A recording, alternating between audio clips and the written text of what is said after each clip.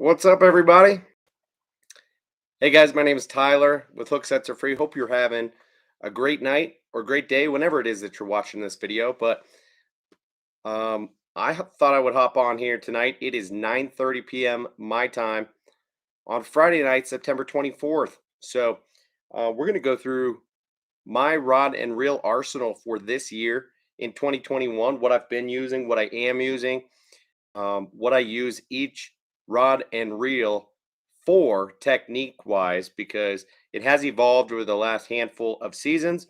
So I thought, per somebody's request a few streams ago, that we might go through that. So while we're waiting for a few people to hop in here, I'm going to go ahead and show you guys a couple of jigs that I have tied up in the last week or so.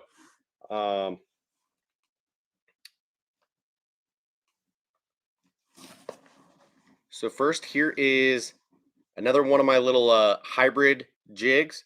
This is all rubber and marabou. Obviously, we've got brown and orange. So nice little crawdad imitator. Tons of marabou on that guy. And then the other kind of hybrid jig that I've got here is on a round ball jig head. This is a smaller, I think 1/8 ounce, maybe a 3/16, but this is a Gamakatsu round ball with like a 2/0 hook on it.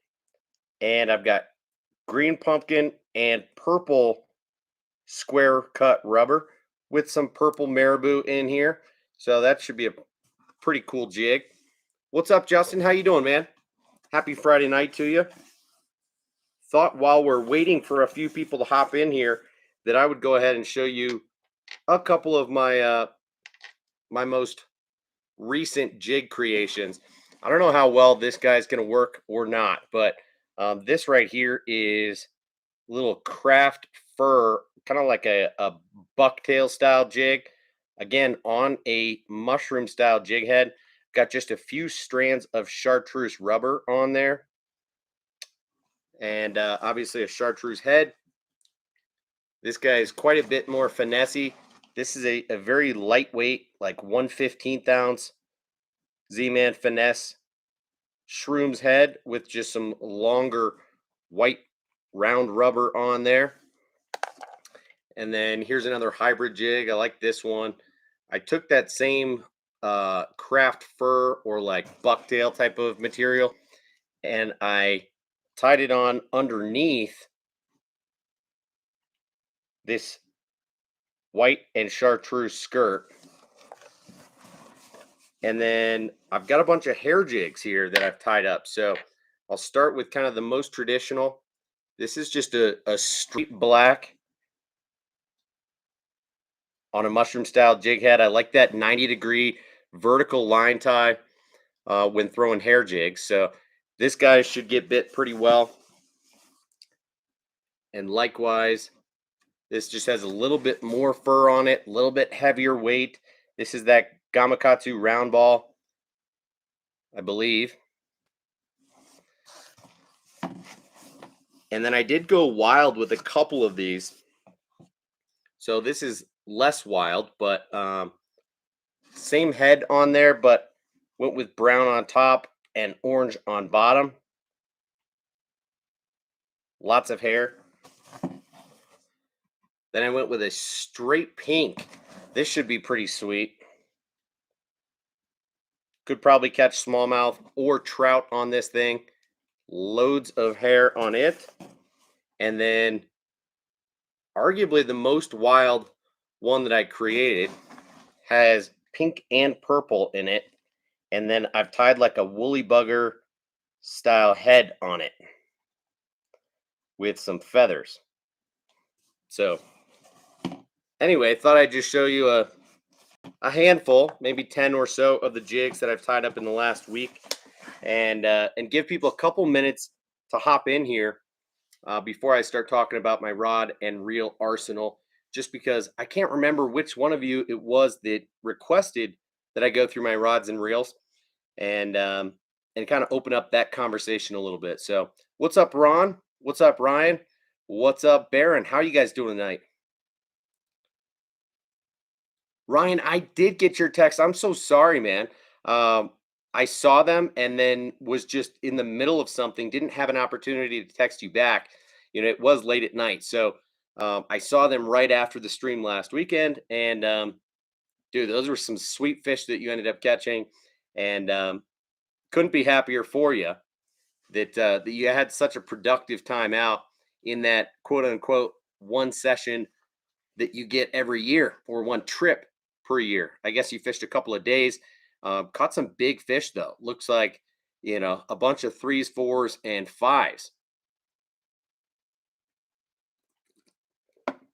Yes, I did get them. You got the right number. All is good, man. While we're on the topic, because I don't know how many of you guys follow me on Instagram or not. I know that Justin does. And I don't know about Baron or Ryan, but I'm pretty sure Ron does not have an Instagram account. So let me just show you guys, for those of you not following me, kind of what I caught the other night while out on a full moon trip.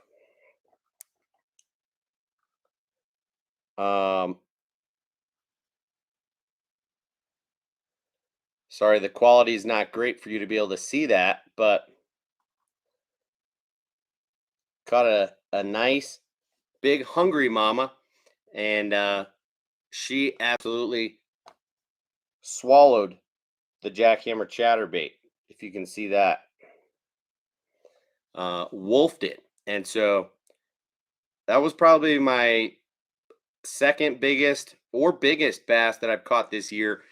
I didn't have a scale on me. It was midnight a few nights ago, and I only brought out a handful of baits, and just happened to get lucky. I would say she was in the 4 to 5 pound class, probably closer to 5. Could have been bigger, honestly. I just again didn't have my scale on me, so yeah, unfortunately, I don't know exactly how big that fish was, but pretty sweet. So I've had a decently productive week in terms of fishing, and we can talk about that if you want. But of course, just like has been the case for quite a while now, really the last 3 weeks or month, the jackhammer chatterbait is still king for me.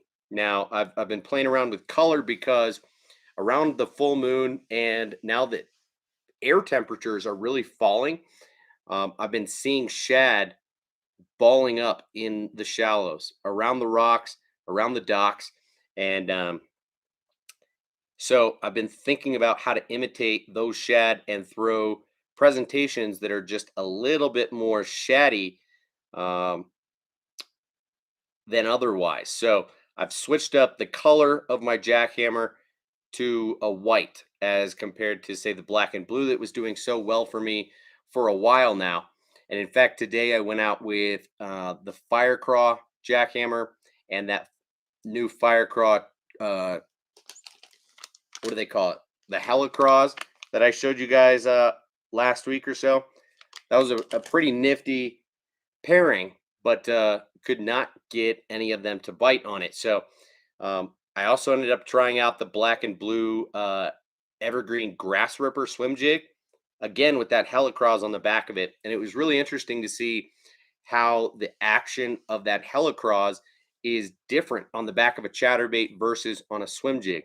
So of course you'd expect that to a certain extent. We've talked about this before, but chatterbaits with that displacement of water and its vibration causes trailers to react in different ways, and therefore a straight tail or a fork tail tend to do better behind a chatterbait, something with a little bit more streamlined of a profile. But a craw, um, interestingly enough, just has a little bit more subtle of a kick, where it kind of vibrates in the water. It's not going to have its really flappy action.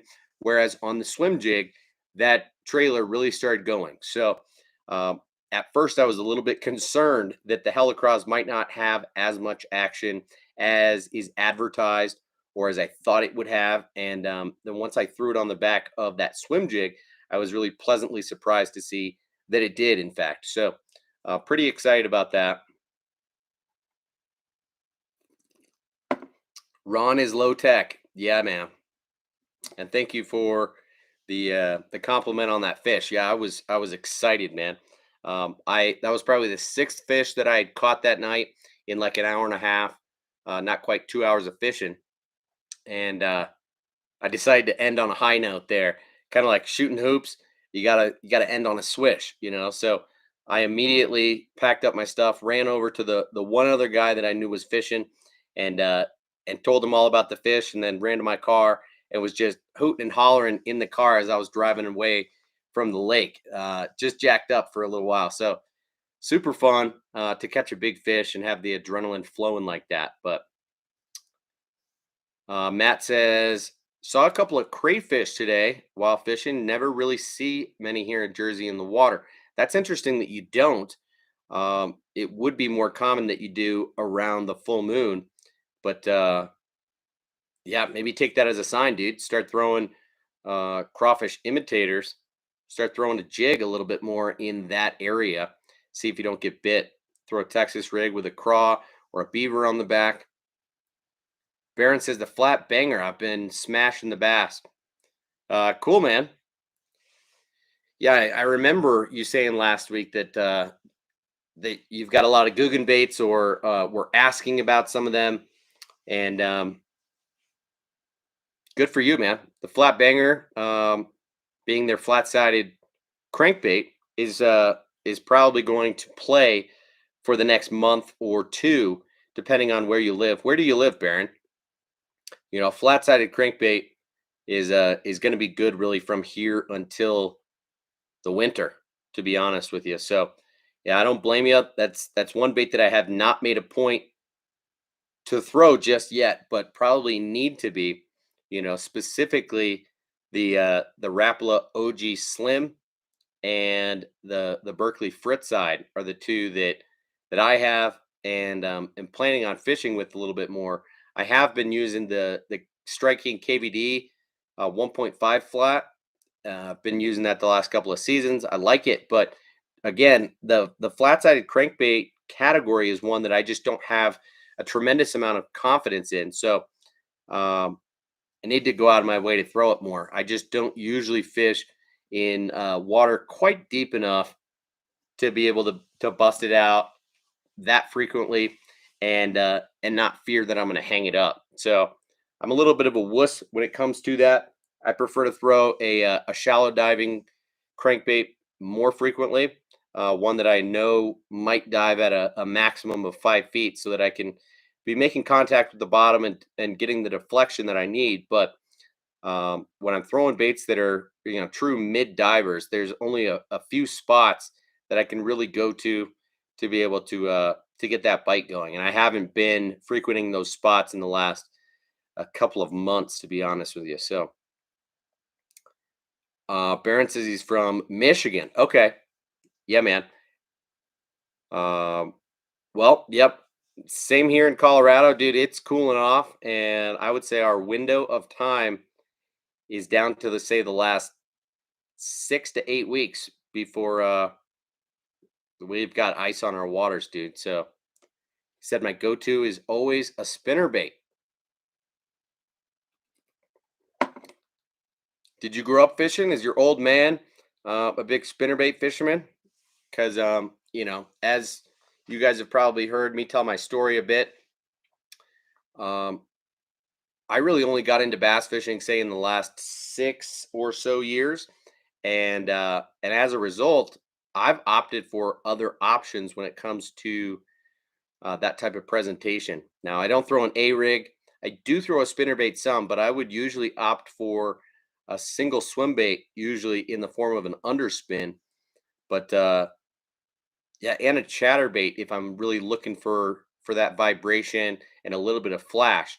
But I know that a spinnerbait is really a tried and true old classic, and I'm not surprised whenever I hear someone tell me that they're a diehard spinnerbait fisherman. So yeah, high of 53 degrees today. That sounds about right. Ryan said we had our first night of freezing last night. Got down to -1 last night, so 31 degrees. Fahrenheit. Yeah, that's pretty chilly, man. We've had a handful of days in the 40s here in the last week to 2 weeks. We're really starting to get leaves changing color. So we're kind of right in between green and yellow um, when it comes to leaves. Although there are a number of trees, if you drive around, where you will see red leaves. And I would say we've got about a month or less until the leaves are truly all falling off the trees. So we're probably going to try and make a trip as a family to go up to the mountains in the next week or two to really be able to see the aspens changing colors and do kind of our annual trip to try and take some family pics and all of that type of deal. So yeah, fall is coming upon us very quickly here, guys.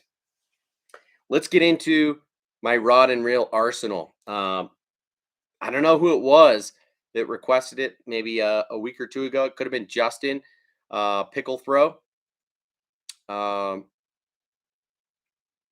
or one or two other people, but who cares? We're going to get into it right now. And if you're not in here watching live, you can watch this on the replay. I'm going to rifle through the 8 or 10 rods and reels that I've got here next to me, and we'll start from big and go down to small in terms of presentation and power of rod. And yeah, hope I didn't just scare a couple people off because they don't want to talk about rods and reels. But first on the list is the Swimbait setup. Okay, this is really my go-to Swimbait setup for mid-size swim baits, kind of anything in the say 2 to 4 ounce range. And as you can see, I've got Ron Holly's favorite bait rigged up on here. This is the Spro BBZ1 Rat in the 50 size. I threw this the other night when I caught that big fish on the white jackhammer chatterbait. Was not able to get any bites on it and didn't bring any other big baits with me at the time. So this guy weighs, I don't know, 2 or 2.5 ounces. So it's on the lighter end of what I see as serviceable on this setup. But this is a Dobyns Fury 795 swim bait rod. Again, it handles baits 1 to 5 ounces. It is a medium heavy power, moderate. No, it's just a medium heavy, fast action. Okay. So 7'9", medium heavy, fast action. So it's going to have enough tip to be able to keep fish pinned on treble hook baits, but it's going to have a ton of backbone to be able to throw big baits, no problem. It's got this super long handle, big fan of that, and it's affordable. Comes in that $130 price point. I did hear that Dobyns raised their price point on their rods just a little bit over the last couple of months due to COVID and materials and things like that. So anyway, could be a little bit more than that now, maybe $140, but still, in my opinion, really great deal for what you get. The reel on here is the Shimano Tranks in the 300 size. So as you see there, 301, really heavy duty, high quality reel, big handles on it, lots of drag, easy to dial in. And on this, I'm running 20-pound fluorocarbon. I don't really think that it's necessary to go much heavier than that. But what I have found in the past in throwing big baits, if I use braid to a leader, that that I will still backlash more than I want to, and will occasionally break off baits. So really, I've gone to a strictly fluorocarbon setup this year, and so theoretically, a straight fluorocarbon with a rat with a topwater bait is not ideal. It is going to make that rat dive subsurface just a little bit, but in my opinion, that's not a big deal. I'm going to throw swim baits more than anything. Baron says, man, I love your show, bro, but I got to catch a nap. Going fishing, I have to get up in 1.5 hours. Jeez, dude. Baron, get out of here, man. Thanks for hanging out.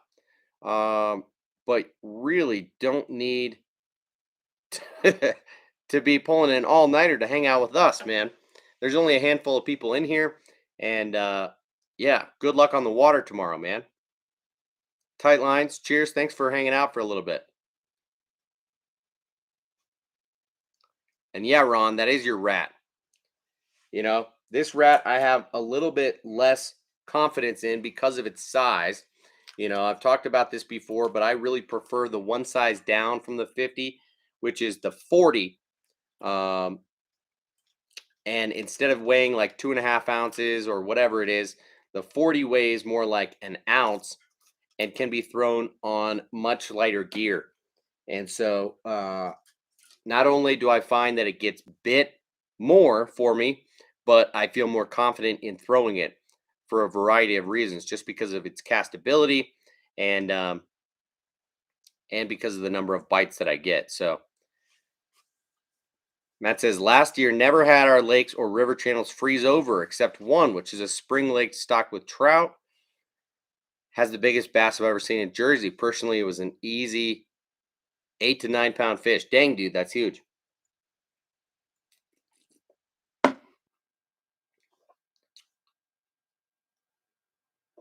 Can't wait to get that rat wake I got coming soon. Definitely going to try that for an upcoming month. Always see a ton of small mice around all the time. Interesting. I rarely see mice or rats when fishing. I see snakes a lot more frequently, but you know, let's move on to the next rod and reel in the arsenal, and talk about what I'm using this for. I've actually got two rods in this category, okay, and these are really what I would consider frog rods. I've got one that that has become kind of my go-to this year because it's a new rod for me, and I did pick up a second one of these reels in the last year or so, but this is the Quantum Smoke S3 rod and reel. So it's kind of like a combo. They don't sell it as a combo. Each of these retail for like 160 bucks, something like that. But I did manage to get the rod on sale for $100 just a couple of months ago from Sportsman's Warehouse. Not sure if it was going out of production or if it just wasn't selling well at Sportsman's. But either way, this is a 7'4" heavy power, extra fast action. Okay. Um, it's rated for lures in the 7/16 to 1.5 ounce range. And I've got this spooled up with 65-pound Suffix 832 hi-vis braid. And I'm running this to a like 15-pound fluorocarbon leader. And as you can see on it right now, as of the other day, I was throwing this Wobble Head. So this is the Berkeley Fusion 19 Wobble Head. And on the back, I've got a Guggenbaits Rattle and Chunk on here. And yeah, I'd probably switch up the trailer from time to time, but because I was working with slightly dirtier water and I wanted to throw the Helicross on this thing, but it's got a unique keeper to it, which I'll show you real quick. I'll just pull off this trailer because this guy's done. I've already fished this on the back of a jig, pulled it off, and reused it. So I can retire that little soft plastic. But this wobble head is cool, not only because it features a Fusion 19 EWG style hook, but it's got this bait keeper that is a little bit different than most. So it's not a screw lock, but it does have kind of that centering pin and then a lead keeper there. But this one keeper is not enough to hold a Laztec. So I did run into that as a little problem, and then only had a few baits on me that really fit the profile of being able to use on the back of a wobble head. So I went with that Rattle and Chunk. But in my opinion, these rods that I'm using for a variety of heavier applications. So ranging from frogs, which you see this one is the Stanley Top Toad on their double take hook. So this is a really cool little toad bait. If you guys aren't already familiar with this bait, this is a hollow body toad.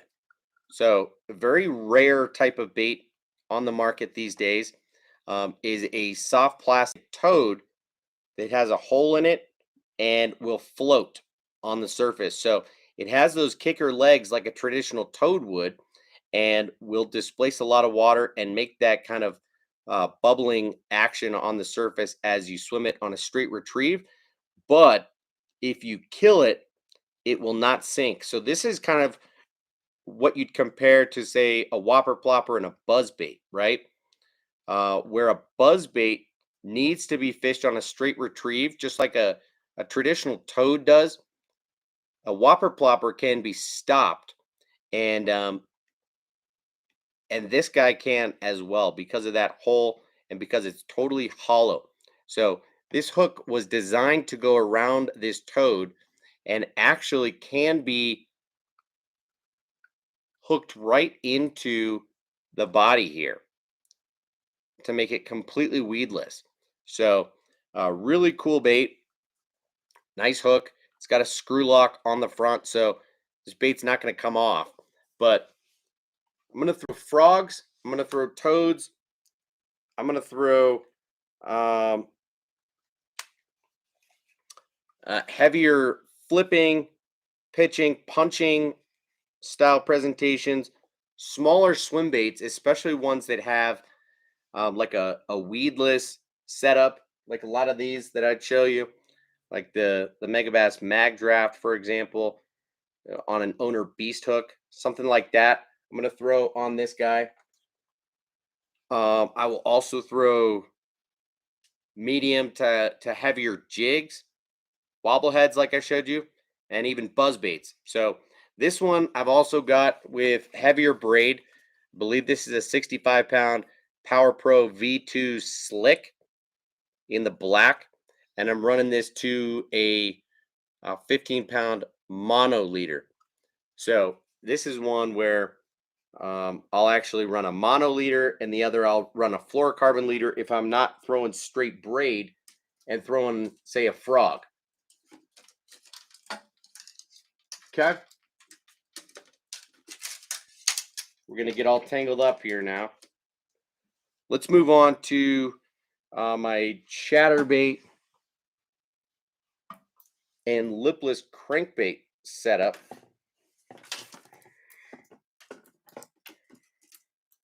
And you'll notice these are all bait casters because we're moving down from heavy to light. So I will cover my 3 spinning setups last in this deal. So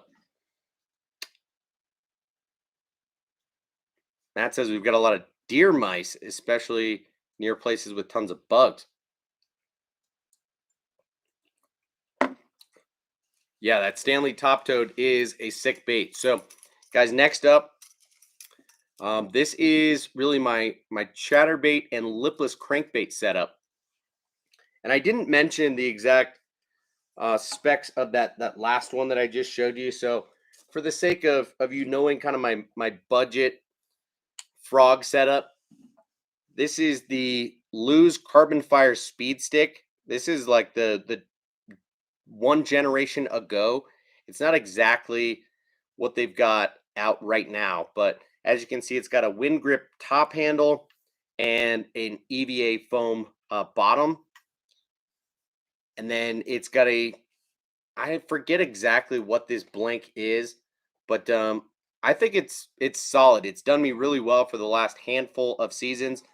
3 or 4 seasons, honestly, was kind of my go-to until I just got that Quantum Smoke in the 7.4 heavy extra fast. This is a 7.3 heavy fast action. So again, the lure rating on this is 3/8 to 1 ounce, and I like it quite a lot. The reel I'm using on here is the Lews Custom Black. I really like this reel. I've got 2 or 3 of them, and have been super impressed. It's just a little bit of a step up from what you'd find in a standard Lews reel. It's got the wind grip knobs uh, on the reel. It's got the line indicator, and it's got a little bit heavier of a drag on it. So really like that reel. Next up, we're going to talk about, again, my Chatterbait slash Lipless setup. And this one, I've also got the same Quantum Smoke S3 reel. This one I've been using for like 4 years. It's really pretty beat up, but is still in good condition. This is on a Lews Mach 2 speed stick, and I do have the matching reel to go with it, but I re-spooled this earlier this season, and while I was in the process, wasn't quite sure what I was going to use it for, so I swapped out for this reel because with this setup, I like to use 15-pound fluorocarbon, and I pretty much use Seaguar InvisX exclusively, have been for a couple of seasons. This is a 7'3" medium heavy moderate action. Really like this guy. I mean, theoretically, they say it can handle lures from a 1/2 ounce to 1 3/8. So you could do a little bit more with this setup than I do with it. But again, chatterbaits are really what I got this rod for in the first place. That moderate action, theoretically, is what you should have when fishing a chatterbait. But I've toyed around with that a little bit, and this season I've been using more of the setup that I'm going to show you next, which is more of a medium heavy fast action. But this is a medium heavy moderate action. So chatterbaits and lipless crankbaits, I think this favors a lipless a little bit better than the medium heavy fast, just because it's going to have more give in the tip to it. I would also throw bigger crankbaits, anything weighing over a 1/2 ounce, I'll throw on this setup here. And then I'll even throw spinner baits on this guy as well. So a little bit more technique specific of a rod and reel setup, being that it's really for lipless crankbaits and big crankbaits in general. And yeah, I used to fish it a ton because it was my go-to chatterbait setup for a couple of years. But I've really kind of, as I mentioned, I've started experimenting with that, and I've really switched over to using this guy. So this right here is the Lews TP1 Black speed stick, and this is a 7'2" medium heavy fast action. So this is kind of my do everything setup. Here I've got the new Lews KBD speed spool on there, and believe it or not, I've been using the 6:2 to 1 gear ratio, which in my opinion is a little bit slow for a lot of these applications, but I have really learned to do a better job of speeding up with a 6 and slowing down with an 8 this year. I used to use a 7 for almost every application except cranking and for swim baits. You know, that Shimano Tranks is a 5-speed, and a reel that I'm going to show you coming up is a 6-speed for my cranking setup. But this is actually a 6-speed. So when I bought it, I thought I would be using it for crankbaits more than anything. On this, I've got 14-pound Yozuri. What's T7 fluorocarbon? I don't remember exactly what it's called, but I've been loving this setup as my do everything this year. Right now, as you can see, as I mentioned earlier, today I tied on, this is the Evergreen Grass Ripper Swim Jig in a 3/8 ounce with that Z-Man Helicross in the matching black and blue. So when I say do everything, I mean chatterbaits, swim jigs, Texas rig, Tokyo rig, open hook swim baits.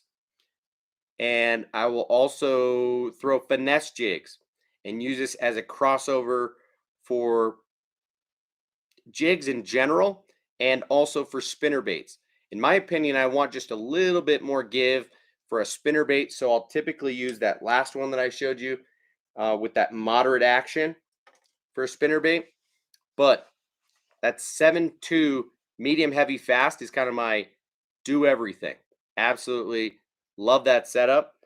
I was hoping I'd have like a cup nearby that I could pee into, because I kind of do already have to pee, and I don't know that I'm going to get through 5 more rods. Let me just see if I can kind of suppress it and see if I can get through this. Matt says, I use my 13 Fishing Black Omen jig rod for everything. Jigs, big cranks, big topwaters, smaller swim baits. Has worked for every single one. Rods are straight attacking you. Yeah, I hear you, man. Just go use the bathroom. We can wait a minute. All right, then I'm going to do that. I'll be back in 2 minutes. All right.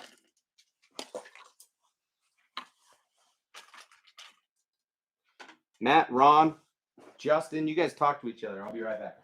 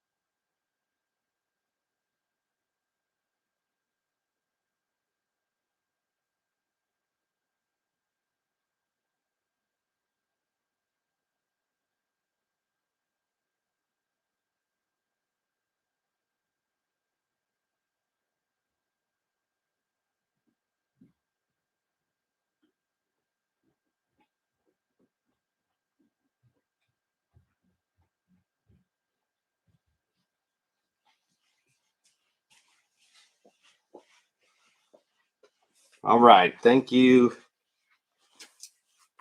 for your patience and your understanding.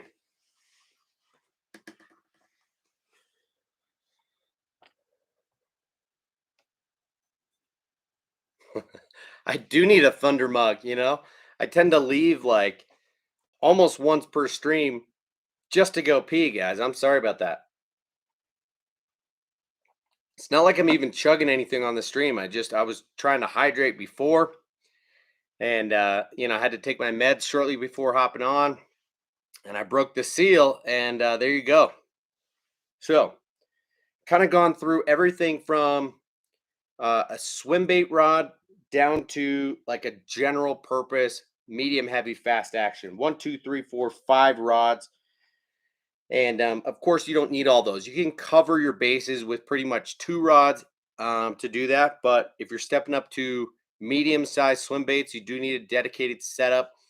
Otherwise, you can pretty much use a jig rod for everything.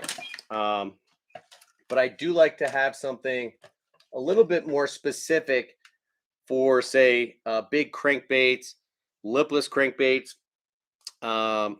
You know, with that 7.3 medium heavy moderate, and then I like to have something a little bit heavier, stiffer, with just a little bit of tip for heavier baits. And then I want my do everything to be a medium heavy fast. So for me, I really only need 4 out of these, but for the average person, you could probably get away with 2. Okay. Next up, as we step down, is my cranking setup. And this is really new to me in the last 2 seasons, and I have fallen in love with it. Absolutely love this combo here. This is a Daiwa Tatula. I don't want to call it a combo, but this is the Tatula SV 103. Well, is it the 103? If it's a left-handed, but this is a 6:3 to 1 gear ratio, and this is the Daiwa Tatula shallow cranking / topwater rod. It's a 7-foot, they call it a medium regular action. So it's a medium power regular action, really a moderate, okay? 7 foot. So in my opinion, this is my crankbait setup um, through and through. Now, it is a little bit light to throw medium or deeper diving crankbaits. This thing is really only rated 1/4 to 3/4 of an ounce. And so I find that this is like an ideal square bill crankbait rod. And I can go lighter than that with this reel because this reel is super easy to dial in and prevent backlashing. This is probably my favorite reel that I own. The T-wing system, I'm not 100% sold on, but the braking system on this thing is amazing. So, um, you know, right now you can see that I've got this tiny little wake bait. This is the dual hardcore. I don't even know what they call it. It's like the shad crank 0 to 1. And so this is a hybrid wake bait slash crankbait. Yeah, hardcore shad crank 0 plus. It's a 65 size and it's a floater. So if you reel this thing slow, it will wake on the surface. If you reel it fast, it will dive to maybe a foot at that. So I will throw anything from like a heavier square bill to a small little 1/4 ounce crankbait or wake bait on this. Now, I do have this spooled with 12-pound fluorocarbon. So I rarely switch out the reel on this guy. So I don't use this rod to its fullest potential, given that it is called a shallow cranking and topwater setup.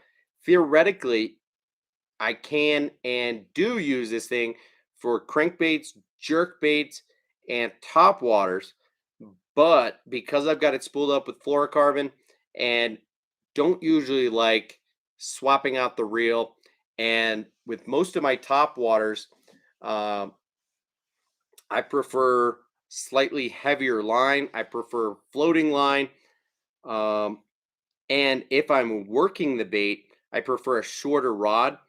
I'm really only using this for crankbaits and jerkbaits, and I find that it's just fine for that. A little bit long of a rod at 7 feet to use for jerkbaits, but definitely still serviceable. So um, there's some crossover between that one and this last bait casting combo that I'm going to show you. And this is really my top water setup. And this is, again, another Lews TP1 Black, but this guy here is the 6'8" medium power, moderate fast action.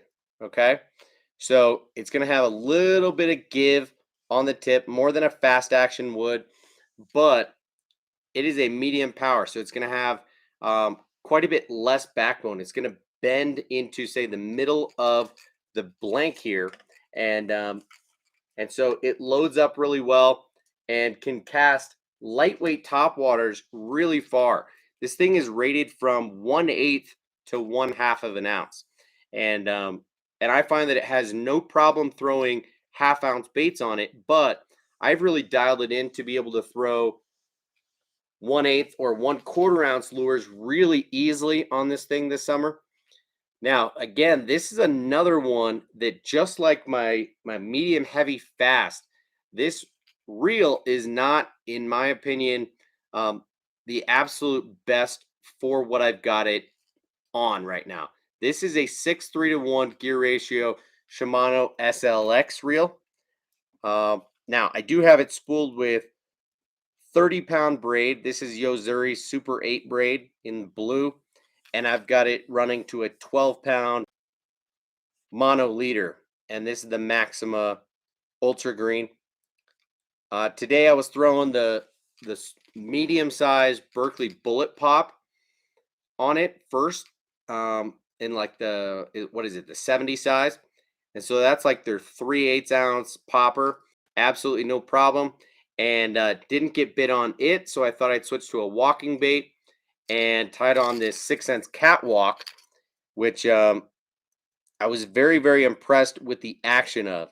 I was able to see a number of fish follow this bait today, but could not quite get them to react.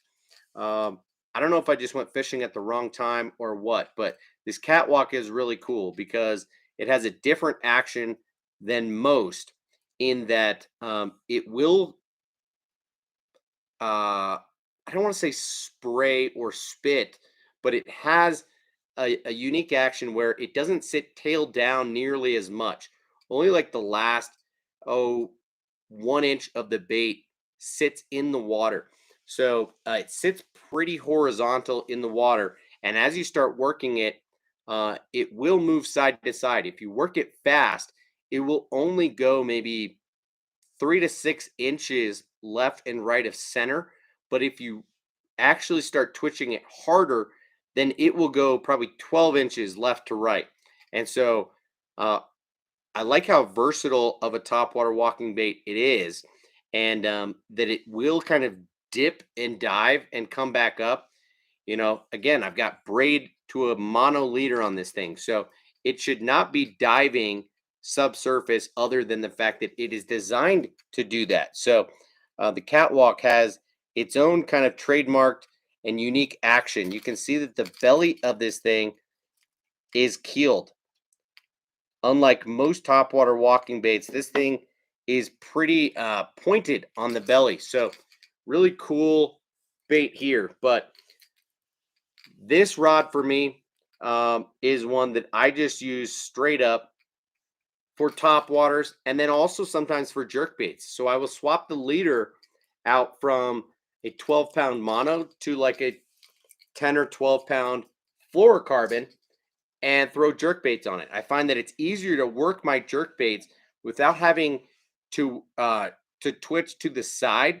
I can actually twitch it down with that 6'8" as compared to a 7-foot. So that's really when and where I use that setup. But that is really my topwater rod and reel, and I fully intend to swap that guy with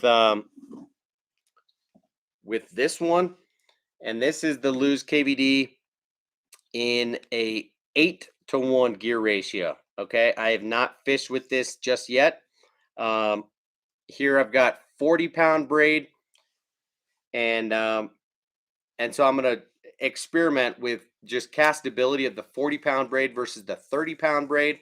And the 8-to-1 gear ratio is going to allow me to pick up line just, well, not just a little bit faster, but quite a bit faster than I can on that 6-3-to-1 of that SLX. So say when I'm fishing walking baits or poppers a bit faster, I think that'll benefit me just a little bit in getting into a rhythm. So Guggen Slayer, what's up, dude? How you doing?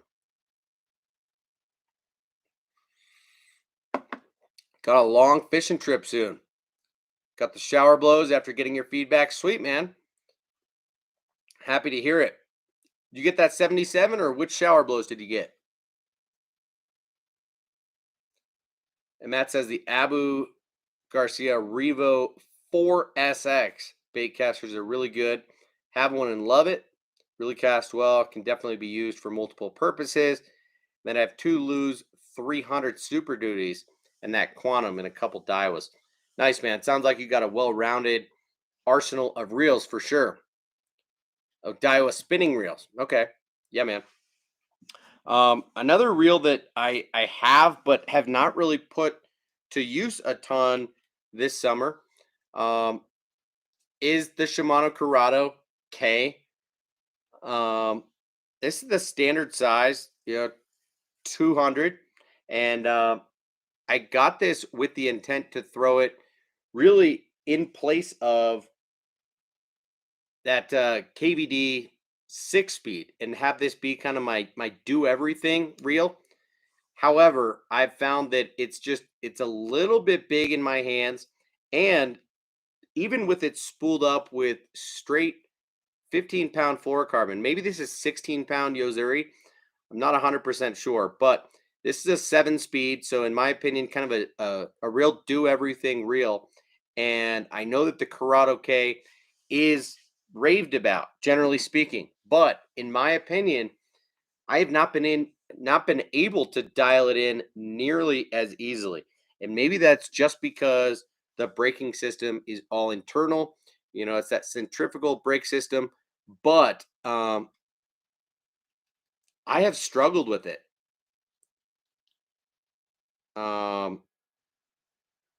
And maybe this is it right here. So I guess it's got this spinning braking on the outside.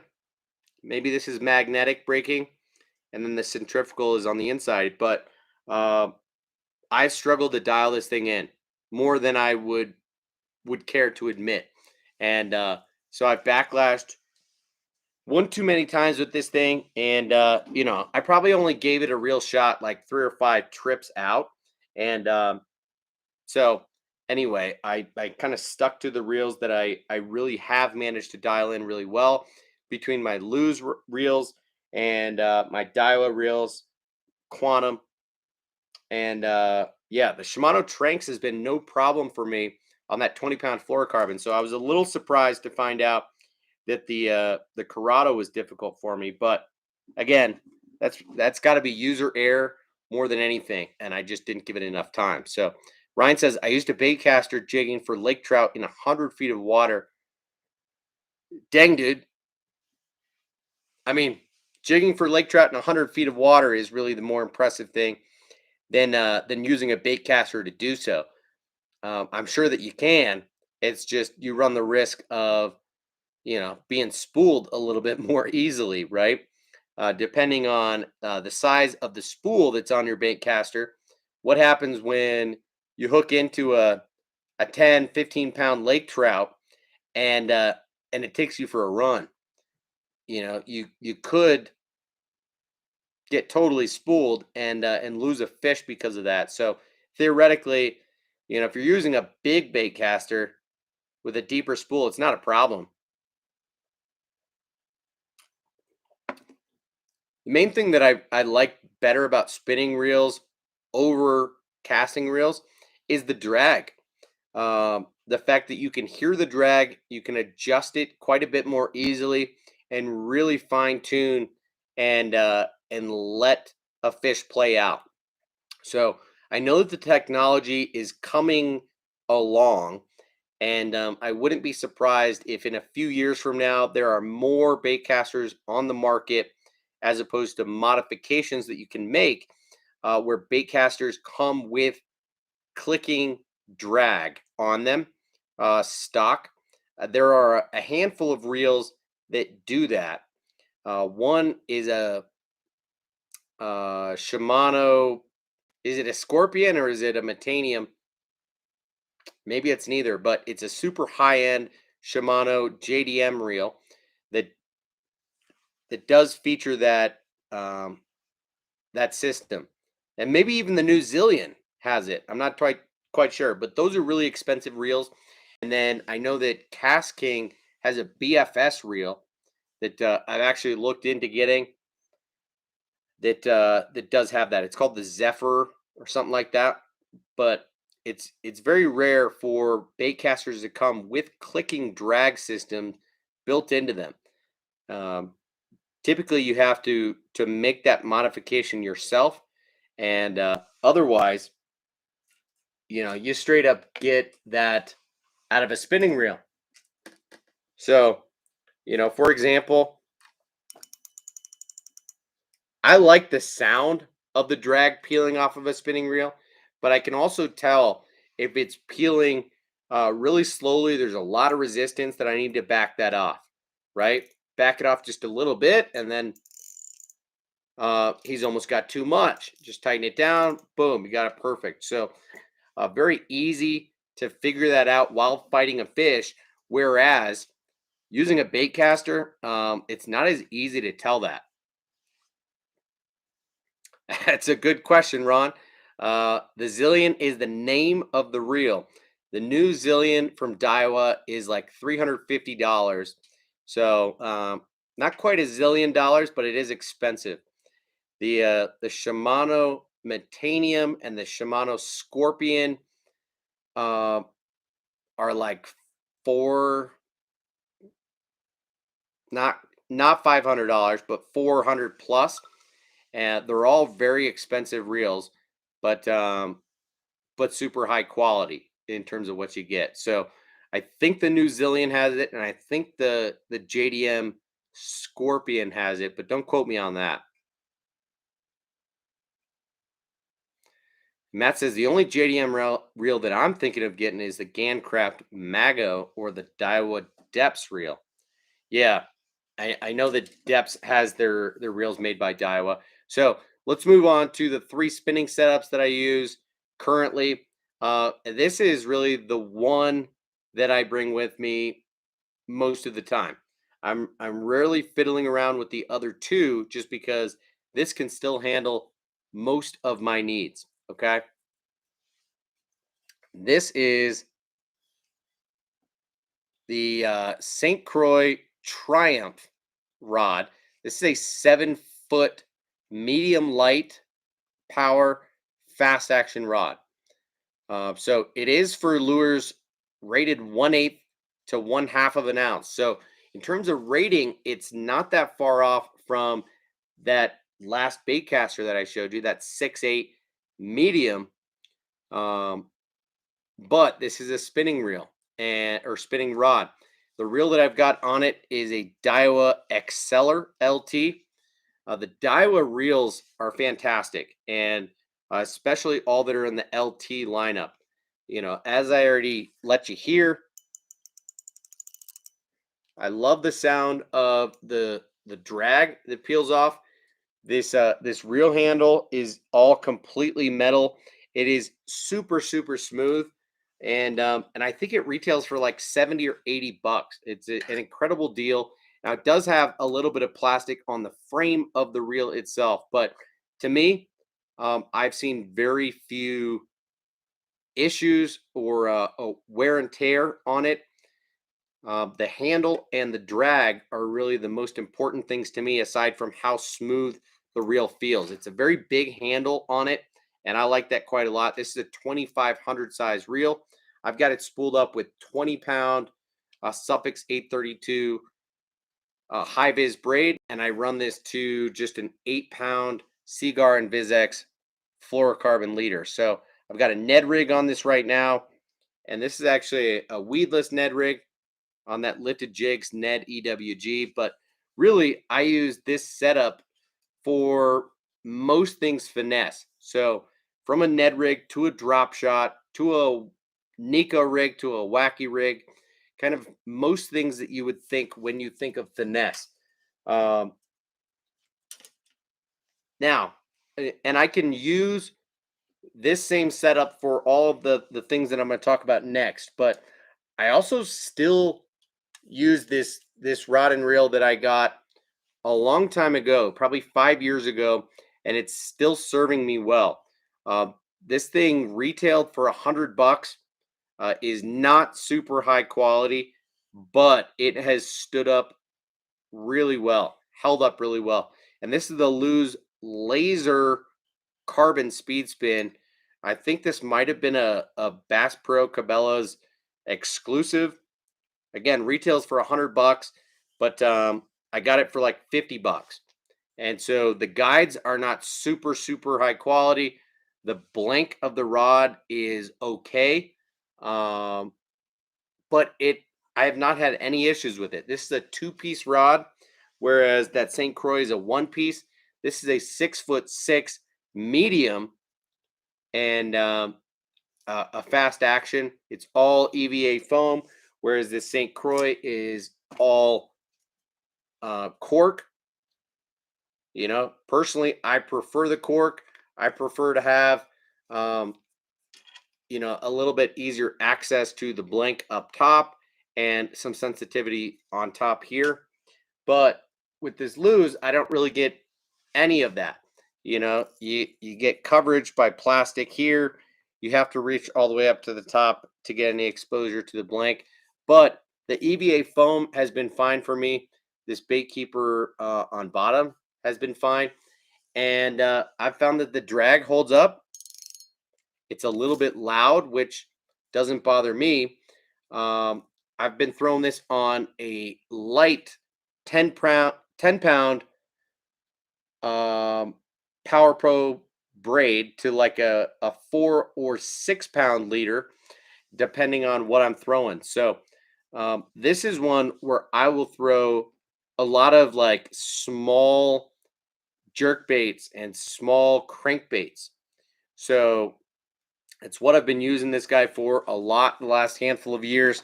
You know, here I've got that Rebel crick hopper on there. You guys know that I'm a big fan of this bait, especially when fishing for panfish and for trout. Just has been killer for me the last handful of years. So, you know, the rating on this rod is probably the same. You know, it says 1/8 to 1/2. So same lure rating. This is a 3,000 size reel, so just a little bit bigger capacity on it than that 2,500 in the Daiwa Exceller. But you know, for a cheap combo, it's one that has stood the test of time and not given me any problems in the 5 years of heavy usage that that I've been using it for. So last is a combo that I only feel okay about. All right. Ryan says I've got 2 bait casters. Never really use them at all. Just my 1 bass trip a year. I use spinning setups all the time. I have a Stratic Ci4 reels. Yep. Want to get some Vanfords. Dude, I don't know that you're going to find a lot of differences between the Vanfords and the Ci4s. It's pretty much the same thing, just the newer version, right? So if I were you, I don't know if I would upgrade. The Zillion, I believe, is a full metal frame, but don't quote me on that, dude. Rebel Cricket Popper or Cricket Hopper, dude? Cricket Popper. Interesting. Ron, what are you asking about in terms of being a must or bust situation? This is my last spinning reel and rod combo. I do not use this a lot. Okay. I do have, I want to say 2 of these reels, and I absolutely love them. I've got one on my my ultralight spinning setup, and I don't know why I didn't bring that down tonight. I just wasn't thinking about it. That's one that I should have showed you guys, because I do have this reel in the 1,000 size, and I think that this reel is fantastic for what it is. I'm much more proud of the reel than I am the rod. The rod is one that I got suckered into to getting a couple of from none other than Walmart, and that's the Abu Garcia Vengeance Rod. I've had issues with this rod. It is cheap. It's like $50. Okay, so it's a bit heavy for what it is. It's like a 24-ton graphite, um, and it's a fine rod. You know, it's not horrible, but it's definitely not great. Once you use other stuff, you realize just how heavy this rod is. And in general, it's pretty strong. It's pretty durable. But the guides have been an issue for me, and so I have learned through trial and error that you cannot use these Abu Garcia Vengeance rods with braid on them. So I run this thing with straight fluorocarbon, which is rare for me on a spinning setup, but there, in my opinion, are applications where I will do that. So I will do that with small jerk baits, small crankbaits. Um, I'll do that for small Texas rigs, things like that. Um, Even regular size crankbaits. This is a 6'6" medium heavy. No, medium. But it's rated for lures 1/4 to 5/8 of an ounce. So it's a bit heavier, bit more powerful of a rod, but this reel is really where this combo shines. And this is the Johnny Morris Signature Series reel. I wish that I had this not spooled up so I could just show you how smooth it is. In terms of the handle, it is extremely similar to that Daiwa Exceller handle. Very high quality, super durable handle on there. Good grip on the knob. Really nice sounding drag. Although that didn't sound that great. I do love this thing, okay? Have fallen in love with it over the last couple of seasons. The other thing that I really allow to play a big role for me is the sound of the bail opening and closing. I don't know why, but to me, that's kind of a big deal. And I might have just caused myself some line twist there, so I'm going to have to figure that out after the fact. Peeling that drag off just created an issue for me. But the sound of the bail opening and closing makes a big difference to me. I don't want it to be a really loud click, and I want the diameter of the bail itself to be pretty heavy duty. You see on this Daiwa that it is a thick bail, okay? And it is silent. It does not click shut like a lot of reels do, and that tends to bug me when reels do that. So I know that a lot of Shimanos do make a lot of noise when you close the bail. I don't want it clicking shut. So I want the drag to make noise. I don't want the bail to make noise. Again, that's just my 2 cents, my opinion. So that for now is my rod and reel arsenal, my setup. What was that? 1, 2, 3, 4, 5, 6, 7 bait casters, 3 spinning. It's definitely not everything that I use. These are just kind of my my regular go-to setups. And like I mentioned, a handful of these bait casters, I would and will swap out different reels based on the gear ratio, based on the quality of the reel, and the certain application that I'm using them for. It's just kind of once you get into the season and you've decided what you're using things for, it's hard to switch up and find the time. When really, I just want to find the time to go fishing.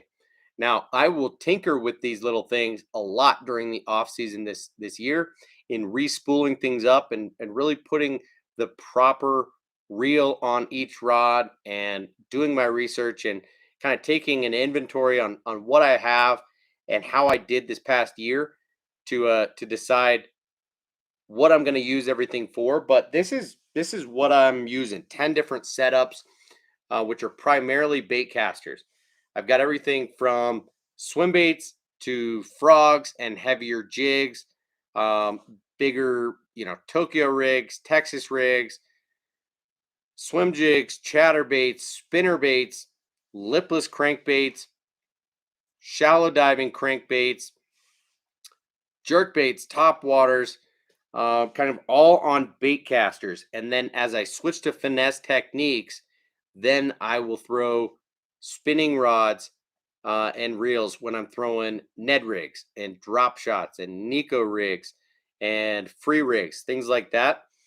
So yeah, I will throw small finesse open hook swim baits as well on spinning rods, and then those micro crankbaits and jerkbaits, things like that. So that pretty much does it, and was what I wanted to talk about this evening. I'm happy to open up the topic of conversation for anything you guys want to talk about for the remainder of this session. I've only got about 3/4 of an ounce or an ounce of my maker's mark to go, but happy to hang out for a little bit longer, guys.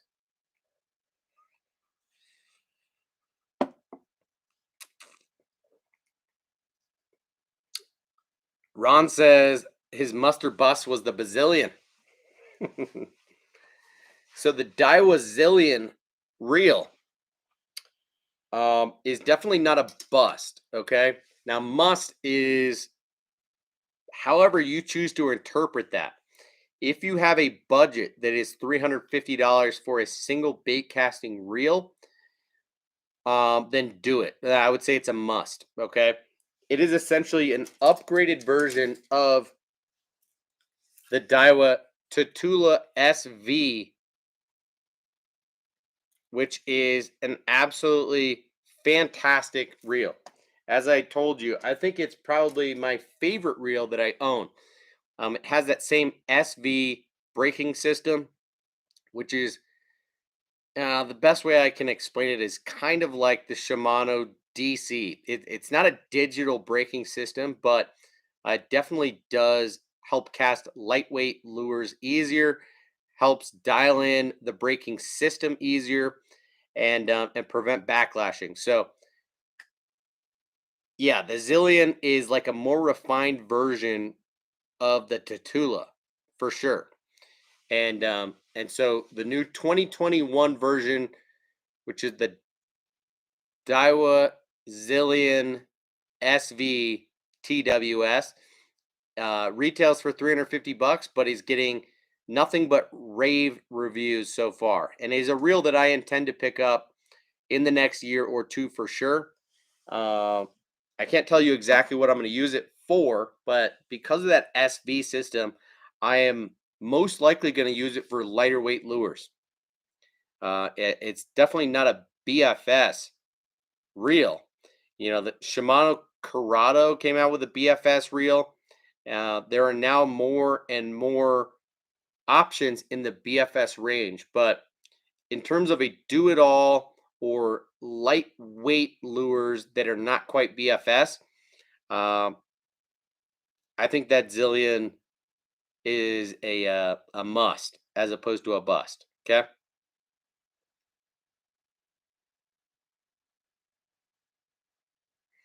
Matt says those Akuma Stratus LV bait casting rods are tanks, man. 32-ton blank, which is pretty good for a $50 rod. Also has a fiberglass tip for more distribution of power and a more parabolic action. They're nice. Interesting. VI, so 6, Stratus 6, Akuma Stratus 6. I don't know. Interesting. I'll check those out. Although I'm not really in the market for new rods, but depending on what it is, I'd probably upgrade one of my spinning rods. I've been very happy with the St. Croix Triumph, which is an entry level St. Croix rod, yeah, at that $100 price point. So for a spinning setup at 170, 180 bucks, whatever it was, uh, I've been extremely happy with the sensitivity, the overall lightweight nature of the setup, um, the smoothness, the drag, everything. It's been killer.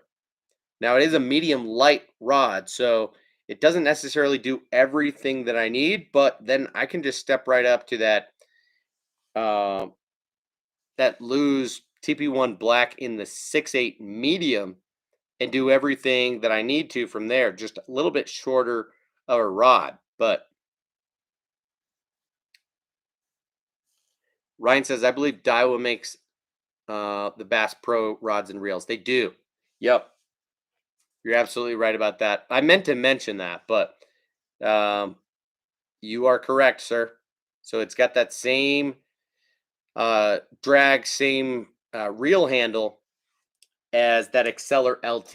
Now the signature series Johnny Morris reel I think is a little bit more expensive than the Exceller Lt, but they're very comparable in features and in price. So like I said, I think I've got 2 of those signature series reels. And just like the Exceller, it's got a heavy duty bail, which is quiet in closing. It's got a really nice sounding drag that's not overly loud, but it is smooth. and the way that the reel feels when you actually use it is fantastic. Absolutely love it. Ron says, "Who is the Seahawks fan?" That's no diggity, dude. That's Justin. I don't think he's still in here anymore. We got 5 people in here, 6 thumbs up. Guys, if you haven't already hit the thumbs up button, do that for me. Cheers.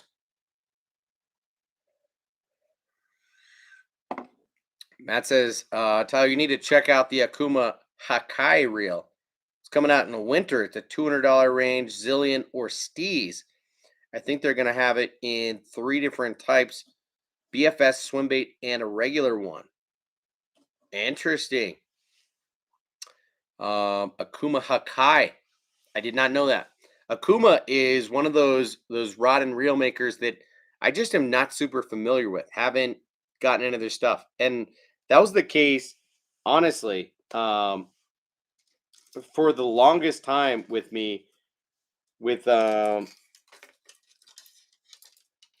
freaking quantum stuff, you know. And unfortunately, by the time that I caught on to how decent quantum stuff is, then KBD and Gerald Swindle and the couple of like big pros that they had on their pro staff bailed on them. And I don't know if it was the deal that they were making or the deal that Lews was willing to make them that made them switch. But you know, quantum has kind of taken a little bit of a downturn because of that.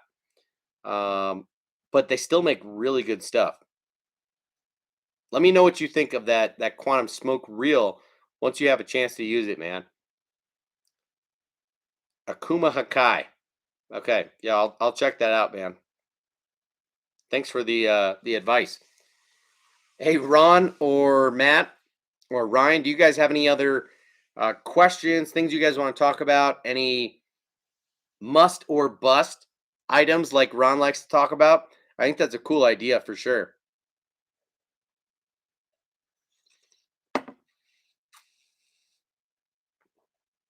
All right, Matt, you've already got. Oh, no. You're talking about the quantum, the reel. Gonna use it the next week. Cool. Yeah, if I were you, I'd use it as kind of an all-purpose reel. Don't throw swim baits on it. You know, my guess is that it's a 7-speed. So I would throw Texas rigs, jigs, moving baits from swim jigs, chatterbaits, spinner baits, kind of anything on it. But I would probably not throw swim baits on it if I were you. That said, you could throw braid on it and throw braid to a leader and get away with it just fine. Throw some Topwaters on there. Gonna use basic stuff, probably jigs and cranks. Cool. Ryan says, I've got a Carbon Light 2.0 spinning reel. Quite impressed with it. Yep. You know, Bass Pro, I think, does a good job of outsourcing their rods and reels to the right manufacturers who are going to make quality stuff for them. You say about my favorite spinning rod is my 13 Fate Black. It's the lime green one. Very good for the price. Yeah, I've seen those for sure. I know that they were super trendy, a couple of years ago, right? There were a number of guys, especially Noah from Kicking Their Bass TV, who was repping 13 pretty big time back then before he went to Lews. And yeah, I don't know, those lime green rods and reels were super popular just a couple of years ago, but I know that they make pretty good stuff. Not totally surprised to hear that. Matt says, did you fish much this week? What was your most successful lure? Yeah, I fished a couple of times. So good question. I fished at night twice, 2 different locations. I fished kind of this golf course pond that I sometimes sneak into, and I did okay there, but it was raining, so that was a little bit obnoxious. And I caught them on a handful of things. I was throwing the 6 cents splashback popper. I was throwing the jackhammer chatterbait in black and blue. Surprise, surprise. I was throwing the 6 Sense Movement 80 wake bait, and maybe one or two other baits, but I had a productive session there. I want to say that the chatterbait landed me the most bass, but that splashback popper got me the most bites. But because I'm still scared of hooking myself again when fishing at nighttime, and I don't wear a headlamp when I go to that golf course pond because I'm not trying to get caught. Because technically I am trespassing, not supposed to be there. Um, I removed the back treble on that bait, so I missed a handful of fish. I probably got 8 bites and landed 3 or 4 fish on that bait, but that was a pretty good one. One that I was impressed by and happy to be throwing because it is a silent popper that sits ass down and has a very large cupped mouth on it. I think I've got one in a different color here that I can show you. That black one is still up in the garage. This one's called Spanish Bone. So it is tail weighted, but silent, and it has this giant cupped mouth with a keeled belly. So really unique topwater popper. It walks well, and it spits a fair amount of water, but it's kind of quiet. And I found that on that night during the full moon, the fish were digging it. So I just couldn't get them to fully engulf the lure like I wanted them to. And then the other time that I went out night fishing, I was throwing the Spro Rat and black and blue chatterbait again. Maybe one other bait, and didn't get any bites on the rat, even though that was kind of my top priority. Got a couple of bites on the black and blue jackhammer, and then kind of remembered that I'd been seeing shad ball up in the shallows, so I switched over to a white jackhammer with a razor shads trailer instead of that black and blue goat trailer from Z-Man, and I immediately started catching a couple fish, and the one that I ended the night on was that big mama, probably a 5-pounder. It could have been as small as 4, but it definitely could have been as big as 6. So don't know, but big fish. So the jackhammer has still been my most productive lure this week and this past month. But during the days, what have I caught them on? I only fished like a couple of days this week, to be honest with you. Black and blue chatterbait. Shit. And then also the Rebel Crick Hopper. I went to a pond that I haven't been to a lot in the last month or two. It really only has like 80 or 90% small bass. I've caught like 1 4-pounder out of there. I've caught a walleye that's pretty big out of there. I catch a decent amount of crappie and a pretty good sized bluegill there. So I go to throw micro crankbaits and jerkbaits, small topwaters there, and caught a couple of bass on the Rebel Crick Hopper, including that one that absolutely wolfed it. So there's your long-winded answer that doesn't quite tell you, but probably the jackhammer chatterbait, dude. Ryan says, I want to try the new G Loomis rods. Now, are they actually sold by G Loomis or are they sold by someone else? Because I know that Loomis is making blanks for other companies now. What line of rods are you talking about, man? And Matt says, I want that Bass X rod from St. Croix that Ben from the Hookup helped design. Yeah, I do too, man. that's kind of on my list for the off season, and hopefully I can jump on it to manage to get one when they're available. Because I would imagine that supply chain is going to be a little bit of an issue um, through the off season this year too. So many bites today on the baby bullgill, but kept coming off. I think the hooks aren't right length. They're kind of short, kind of longer shank. Oh no, I think a longer shank will help. Um, but yes, I fish cheap baits. No way, dude. Fishing that baby bullgill. That's a pretty good bait. Um, I'd say the baby bull shad and baby bull gill are good baits.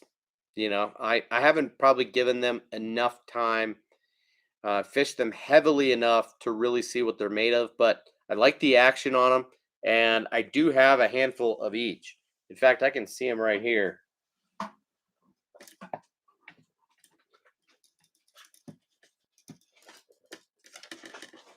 No. And I've got a couple of them in the garage too, but here's that baby bull shad in like the bone color. Swapped out the hooks on these. Well, maybe that back hook is stock, that short shank, and then the front hook I've put that VMC bladed hybrid treble. But the baby bull gill is a pretty cool bait that does imitate a panfish quite a little bit better. So, this is more of like a purplish type of gill. This is like a reddier sunfish. And then I've even got it in like a crappie color.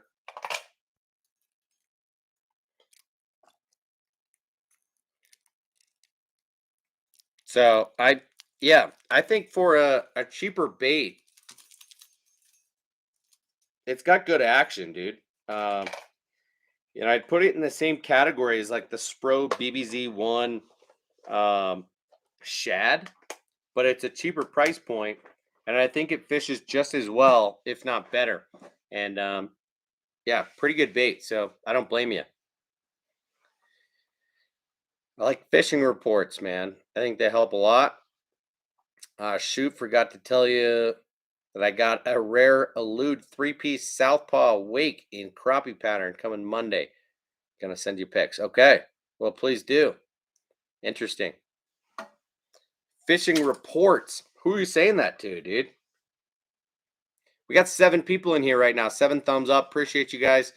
I'm not going to hang out much longer, but to anybody who's watching right now, feel free. Throw me a random question or tell me something that you want to talk about before I dip out of here, because there are a million different things that we could talk about. And tonight I chose to make the conversation about rods and reels and my current arsenal of what I've been using this year. And I'm feeling a little bit stumped in terms of what to talk about next, because I don't want to go down a rabbit hole that's going to be 30 minutes long. That's a totally different topic. I mean, we could talk about what's going on YouTube and monetization. Kind of that whole conversation that Alex Rudd and Debo talked about tonight, but that could end up being a long conversation. And I don't know that I really want to talk about that all that much. One, because I don't really do any hunting. And two, I don't know, it's not really my place to talk about it.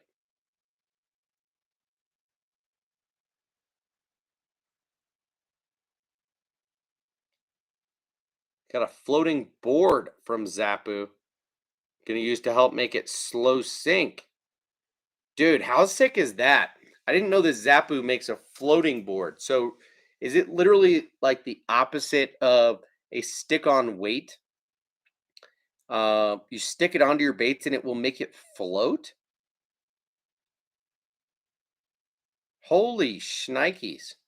I know that Ron likes to hear that, hear me say that, but dude, how how wicked of an idea is that? Zappu makes some of the coolest stuff. Very, very innovative. You know, from the screw-on weights that you can put on treble hooks, um, to these floating strips, to all sorts of terminal tackle customization options, and floating strips. How wicked is that? I did not know that they did that, and I didn't even really know that that was a possibility. Zappu is definitely underrated. If you're listening here and aren't familiar with them, hop on Tackle Warehouse or on their website, ZAPPU, um, and just start using your imagination in terms of what you might be able to do with the products that they make. So yeah, they make propellers. Um, you know, I couldn't help it when a year or two ago I went out of my way to buy these guys. The Zappu Para R is what they're called, and this is literally a screw-in propeller. And I'm thinking, holy shit, you could make a soft plastic spy bait out of this thing, right? And so I take a Kitech. Let me just show you. I got it sitting not far away.